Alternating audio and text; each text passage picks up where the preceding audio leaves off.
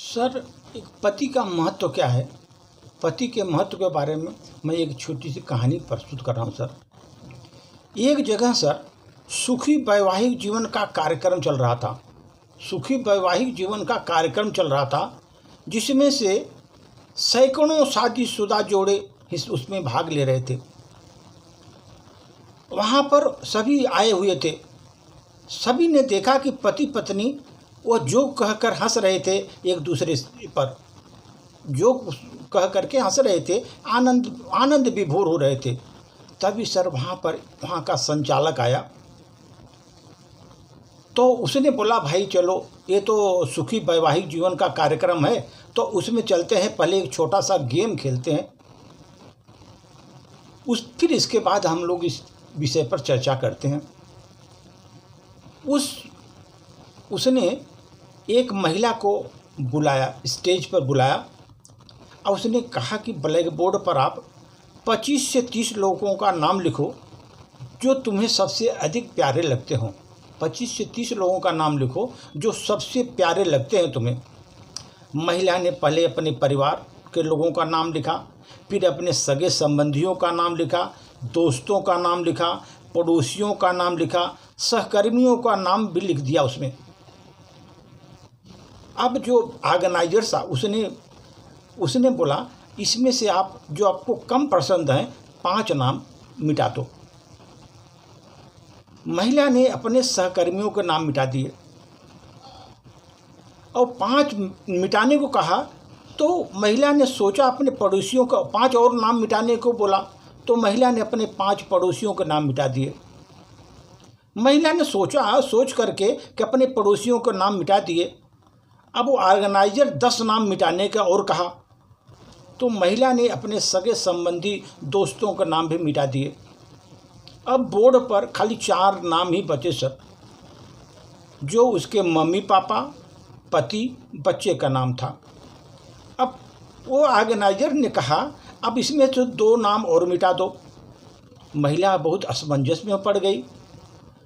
बहुत सोचने के बाद उसने दुखी होते हुए अपने मम्मी पापा का नाम मिटा दिया।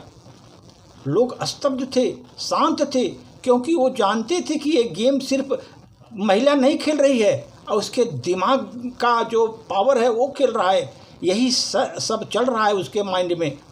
अब सिर्फ 2 नाम बचे थे सर, पति और बेटे का।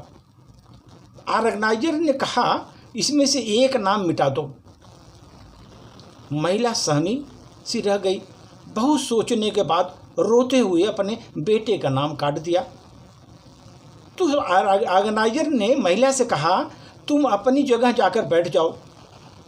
तब ऑर्गेनाइजर की तरफ गौर से सब देखने लगे, क्या कोई कुछ बता सकता है ऐसा क्यों हुआ? सिर्फ पति का नाम ही बोर्ड पर रह गया। कोई जवाब नहीं दे पाया, सब मुंह लटका कर बैठ गए। तो फिर ऑर्गेनाइजर ने महिला को खड़ा किया, कहा, ऐसा क्यों? तुमने ऐसा क्यों किया? जिसने तुम्हें जन्म दिया, पाल पोस कर इतना बड़ा किया, उसका नाम तुमने मिटा दिया। तुम अपनी कोख से जिसको जन्म दिया उसका भी नाम तुमने मिटा दिया। महिला ने जवाब दिया, सर, मम्मी पापा बूढ़े हो चुके हैं, कुछ साल के वो इस दुनिया को छोड़कर चले जाएंगे। मेरा बेटा जब बड़ा हो जाएगा तो ज़रूरी नहीं कि वो शादी के बाद मेरे साथ ही रहेगा, लेकिन मेरे पति का जब तक मेरी जान में जान है तब तक मेरा आधा शरीर बनकर वो साथ में हमारा निभाएंगे, आधा शरीर बनकर हमारा साथ निभाएंगे। इसलिए मेरे सबसे अजीज मेरे पति हैं सर, इसलिए सबसे अजीज मेरे पति हैं। ऑर्गेनाइजर ने सभी लोग तालियां बजाने लगे। तालियों से वहाँ की गड़गड़ाहट होगी, सब लोगों ने उसको तालियों से सलामी देने लगे। तो ऑर्गेनाइजर ने कहा, बिल्कुल सही कहा आपने, तुम और सभी के बिना रह सकती हो, लेकिन आधे अंग अर्थात अपने पति के बिना तुम नहीं रह सकती। मजाक मस्ती तो ठीक है, पर इंसान का अपना जीवन साथी ही उसका सबसे ज़्यादा अजीज दोस्त होता है सर। स्वस्थ और प्रसन्न रहें सर, बिना जीवन साथी का शून्य हो जाता है सर मान जीवन। इसलिए जीवन साथी को महानता दिया सर, इसलिए पति को उसने महान माना और उसने पति को ही चुना। धन्यवाद सर।